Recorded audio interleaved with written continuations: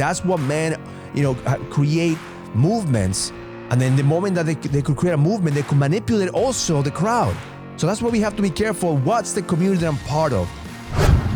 Let's talk today about the power of proximity, because one of the things that I'm proud of is being part of a community that empowers one another, because the power of proximity is really what makes a difference. Because the one thing that makes the biggest difference in people's lives is their community.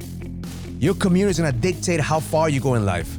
Your community will either empower you or keep you down. And that's what we have to be mindful. We have to be mindful is, are you close to people who are going to influence your behavior and beliefs?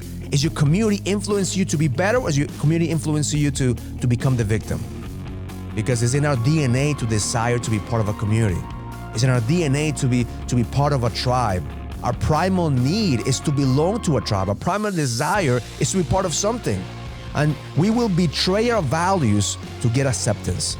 That's in our DNA. That's what men, create movements. And then the moment that they could create a movement, they could manipulate also the crowd. So that's why we have to be careful. What's the community that I'm part of? Who am I following? Because the quality of your life is a direct reflection of the quality of your community. Who you follow, who you influenced by. If you are in a toxic community, it will be impossible for you to thrive. But if you are in a community that empowers you, it will be impossible for you to fail. And that's what I need to think right now. I need to think about, how do I contribute to the community? So there's 5 things to look for in a community that could empower you. And every single time that we join a community, we join a mastermind, we join the brotherhood, we join something, a church, we have to know, okay, what are the things that I'm looking for in order for me to be part of this community, to empower me?